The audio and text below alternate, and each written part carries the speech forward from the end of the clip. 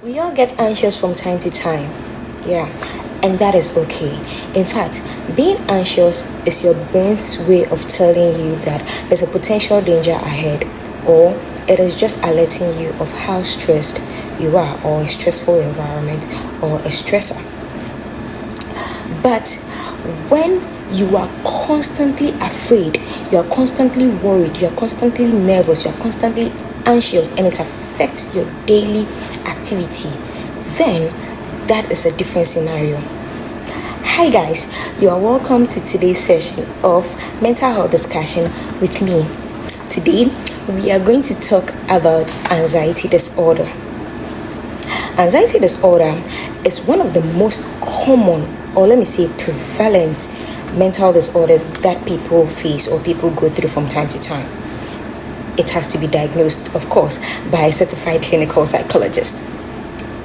Anxiety disorder is a mental health condition which is characterized by fear, nervousness, panic attacks, worriness, and this has to interfere with your daily activity for a very long time.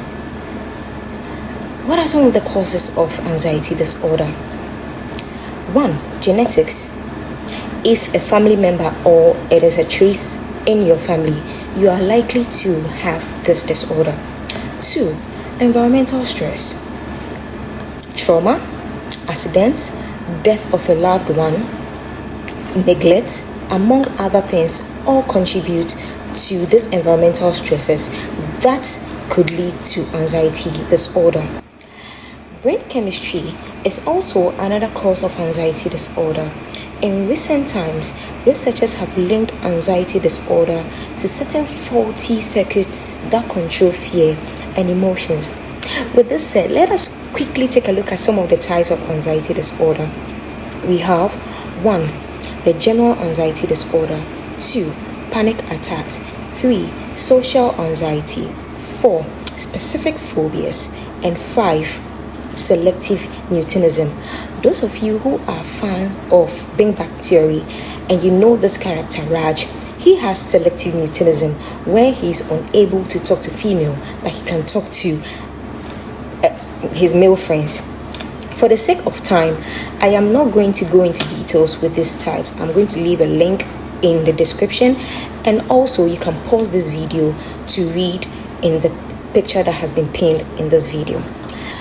You may have witnessed a friend or a family member going through certain signs and symptoms of anxiety disorder, or you yourself may have had episodes of extreme fear, panic, palpitation, tremblingness, you can't concentrate, you are uneasy, shortness of breath, tense muscles, dizziness, headaches, among others.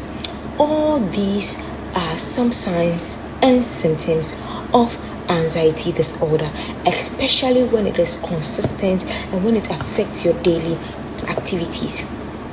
Now, as friends or as family, what can we do to help someone who has anxiety disorder? 1. Calm the person or engage the person in a relaxation vent session. 2. Reassure the person by telling the person that everything is going to be okay. Once the mind is calm, the body automatically adjusts.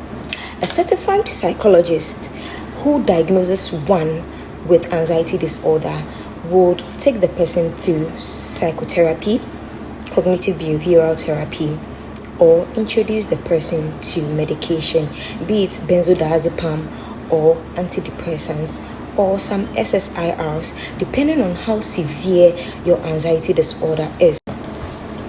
As an individual who is going through an episode of anxiety disorder, these are few easy things you can do to help yourself.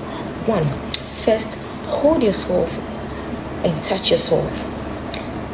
Caress yourself and give yourself calm, positive affirmations. 2.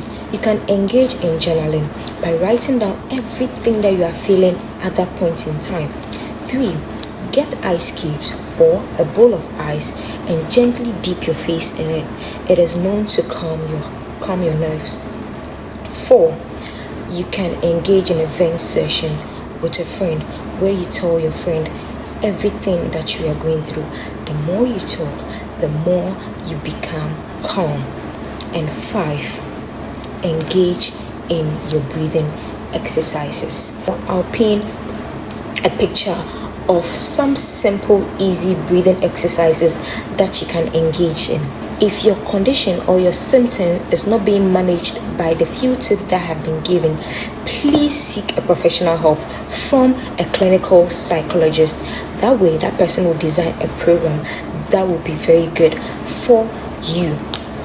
With that said, guys, thank you very much for joining me on today's episode, and I hope you have learned something new. Join me in another video next time. Thank you, and do have a nice day. Bye.